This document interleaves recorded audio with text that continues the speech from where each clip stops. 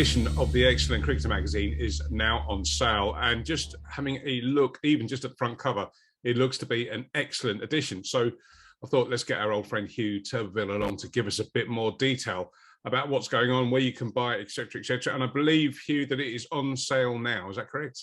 Hi, Darren. Yes, it is. Yeah, end of last week, the March issue came out with the pirate on the front. Joe pirate, come back in the Caribbean. England trying to rebuild their fortunes. Perhaps a little bit cheesy, the cover, but we just want to do something a bit more fun sometimes. He does look very mean and moody in that photograph that you've put together. Well, if you look close in his eyes, there's a glint there, and I think he knows what he's got to do now, doesn't he? He's got his new squad with him. Just quickly, what do you think about that squad? Well, it was a shock, wasn't it? The omission of Broad and Anderson. I'm really surprised they left both of them out. I'll probably get it in the neck if I was to Stuart Broad listen, but I mean, I probably would have taken Anderson, certainly. I know they're saying he bowls back of the length and everything, but he has got the control, which Root might need at some stage. And Nasser Hussain in the magazine reflects upon that, their shock omissions and the kind of the way that it sounds like Andrew Strauss went about it. Because Stuart Broad didn't sound happy, did he, in his Mail on Sunday column. But I spoke to somebody for an interview in the next mag, and I don't want to reveal who yet, but they said that very impressed by the way Strauss told him. Probably better work it out, probably. But Strauss told, very impressed with the way Strauss told him, you know, how he wasn't in it, and so forth. So, yeah. Lovely column from Nasser on that, and James Coyne previews the series and talks about how Woakes, Robinson, Wood and Overton are going to have to step up in the absence of that dynamic duo. George Dobell talks about the exits of Ashley Giles, Chris Silverwood and Justin Langer. Some really good insight into that, especially Giles' exit.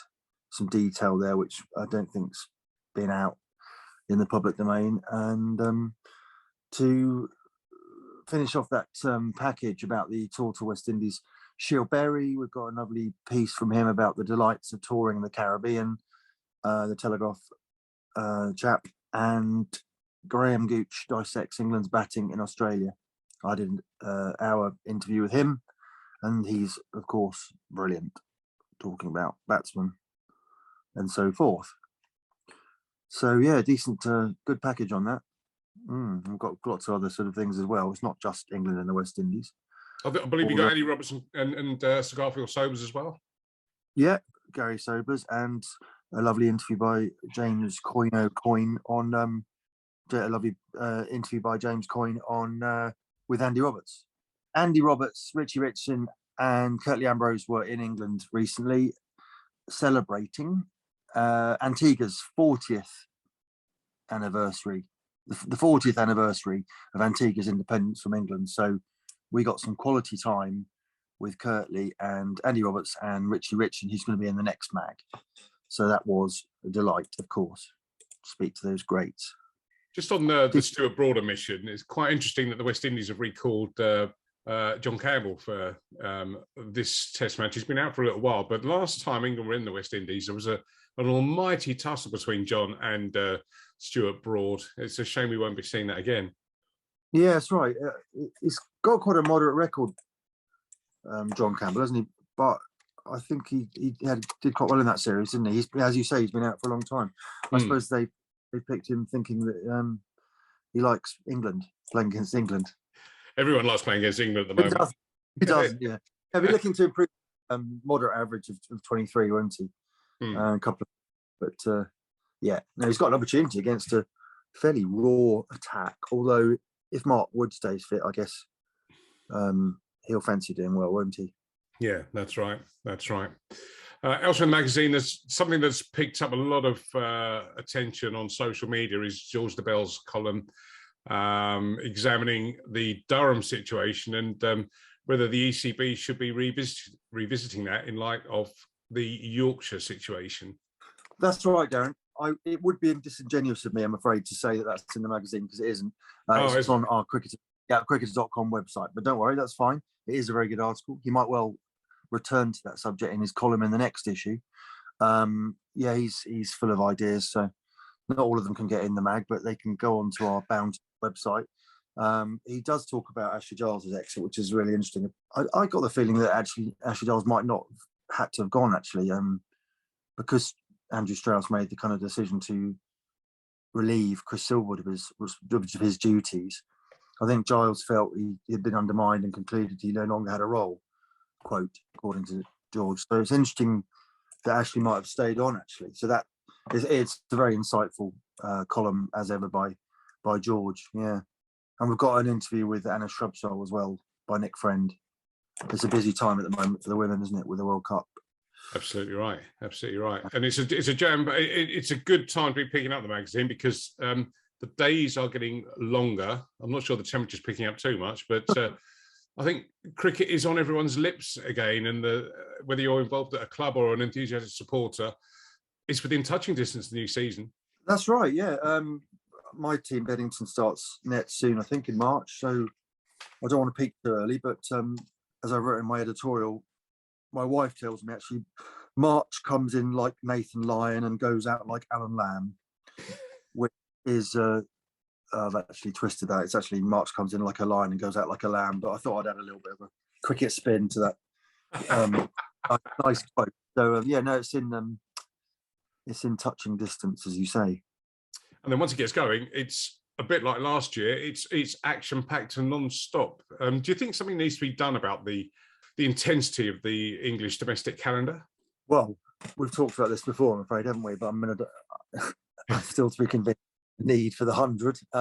Yeah. So I mean, it's just trying to have too many tournaments, aren't you? And I would have just stuck with the Blast, and I would have stuck with the counties, and I would have maybe done something different to the 100. I perhaps would have had an FA Cup style competition or something. And also, just away from the dreaded H word, I'm just curious as to the amount of England games that are playing this year. When you and I were schoolboys and growing up, one team would come over, play a whole summer of stretched out test matches with a bit of county action in between. But this year we have got test teams touring, we've got white ball tours. It's almost like watching a pinball machine trying to keep track of where and when England are playing. Yeah, I think so. I mean, COVID hasn't helped, has it? I think that is a factor. So about 3 or 4 years ago, 5 years ago, when Andrew Strauss was the MD of England Cricket, he told me that they were going for 6-6-6, 6 tests, 6 ODIs, 6 T20Is, and rowing back from that kind of 7 tests a summer, which we've had for 20 years now, 15, 20 years on Sky, mainly on Sky. 7 tests too many, isn't it? We have got 7 tests again this summer, but it's kind of out of necessity, isn't it? Because of the rearranged India test. Yeah. So we wouldn't have had it. And that argument is going to crop up again soon, isn't it? I mean, people aren't going to. A lot of England fans aren't going to. Well, it depends if we win or not, I suppose. But a lot of England fans aren't going to say that is the final test of last summer, are they? No. And so, I mean, if England will win it, India would insist that it's not they won the series 2-1, and I wouldn't really argue that. It's peculiar to have the final test a year later. So I just think you have to look at it as a one-off test, really. But we'll see. And the one-day stuff, yeah, you're right. You don't have New Zealand tests, ODIs, T20s. You just have different teams coming in again. But then again, you have different squads, I suppose. It was easier in the old days, wasn't it? When Australia would bring a 16-man squad and they play all the 3 ODIs or whatever. I mean, you've got the 3 formats now, haven't you? So, and there's very few players who play all 3 formats. So you can kind of see how it's evolved. But I think going forward, 2022 onwards, I think 6 tests, 5 or 6 tests is enough, isn't it? Yeah. And it's not cheap going to test match cricket for the spectator either. It's not cheap. You say, no, well, when you talk about cheap, look at those poor people who spent all that money going up to Manchester last summer. Oh, yeah. Fares, accommodation, let alone the ticket price, yeah. going back to the magazine, we're meandering a little bit. Going back to the magazine. So March issue is on sale now. The physical copy is in all good newsagents and bookstands, and also people should be well advised to subscribe to the website cricketer.com. Yes, you can subscribe to the magazine for 12 issues a year, very good value. And then if you want more, then you sign up for the app, which is £3.99 a month. And yeah, I mean, just for more. But some of the stuff is on our website is free. But yeah, for further reading, you can sign up to the app for £3.99 a month. We are looking at ways of pooling it all together as sort of joint print digital subscription. But don't forget that most of the content in the magazine stays in the magazine. So it's not just slapped on the website like other people do. We won't name. And I mean, you've got to just to remind viewers and listeners that you have got an absolutely impressive array of contributors. I mean, you mentioned Shilberry, George Dobell, but it's much more than that on a regular basis as well. Well, our staff is George Dobell and James Coyne and me and Elizabeth Botcherby and the award-winning Nick Friend and Nick Howson. I hope I haven't left anybody out there. Oh, and of course, Sam also, who's head of the website. And then we have the columnists in the magazine, Barney Ronay, Nasser Hussain, Mike Selvey, Tanya Aldred, so George Dobell. So yeah, very pleased with the lineup. Yeah, indeed. Hope we don't get any hamstring injuries and what have you. Right, just great. Well, we'll advise everyone to go out and buy it, and downloading the app seems sensible as well. So the March, do you want to just hold up the cover again so we can just make people can realise what they're looking for? The pie route, yeah. I've had one complaint about it. No. Yeah, one person wrote in and said, I bet you won't be getting many requests for signed framed copies of that, but we'll see. We'll see. Excellent. The Cricketer magazine, the March edition, on sale now.